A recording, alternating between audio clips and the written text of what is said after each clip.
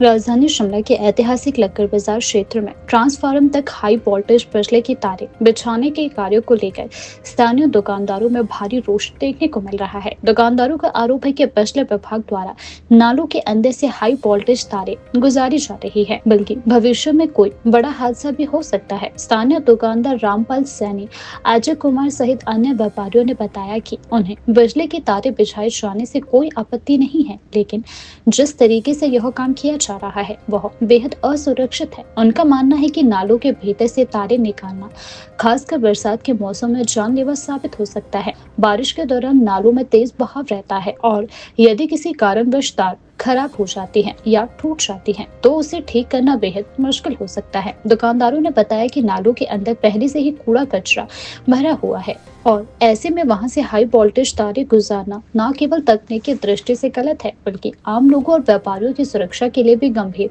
खतरा पैदा हो सकता है। व्यापारियों का कहना है कि लक्कर बाजार में रोजाना बड़ी संख्या में स्थानीय लोग और पर्यटक आते हैं। ऐसे में किसी भी तरह की दुर्घटना के परिणाम बेहद गंभीर हो सकते हैं। इस गंभीर मुद्दे को लेकर दुकानदारों ने क्षेत्र के पार्षद से भी बातचीत की है और मांग की है कि बिजली की तारों को किसी अन्य सुरक्षित और वैकल्पिक मार्ग से बिछाया जाए।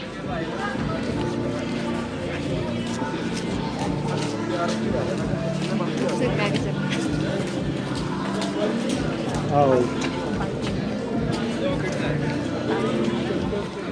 मेरा नाम रामपाल है।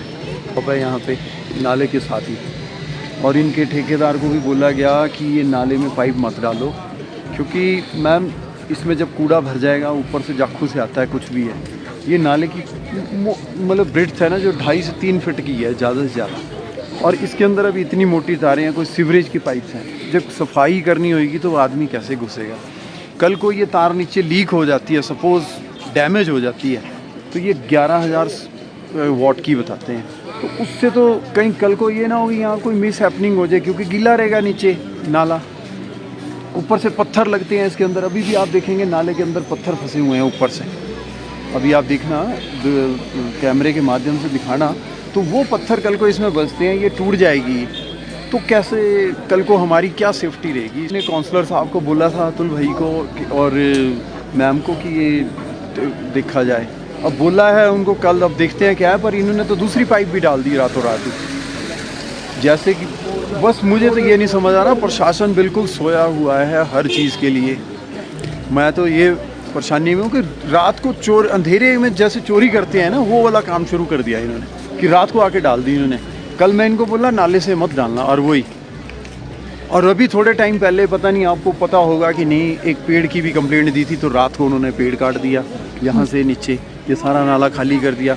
पता नहीं किसको पर्सनल इंटरेस्ट के लिए ये चीज़ें हो रही है, भगवान जाने। पर हम बहुत दुखी हैं, बस हमको ये बोलना चाहते हैं। सुविधा बिल्कुल ठीक है, पर प्रॉपर चैनल से नहीं हो रहा काम। ये थोड़ी है कि उठाया नाले के अंदर से डाल दी, बात ये है। और दूसरा है, अगर आप केबल वायर्स की बात कर रहे हो, केबल वाले ये फाइबर वाले आते हैं, एक वायर डाली, अब वो ख़राब हो गई, आपने नेक्स्ट कंप्लेंट की, वो वायर दोबारा से आएंगे, वो पुरानी वाली। मैंने बोला कि ये पुरानी वायर निकाल दो जो नहीं है।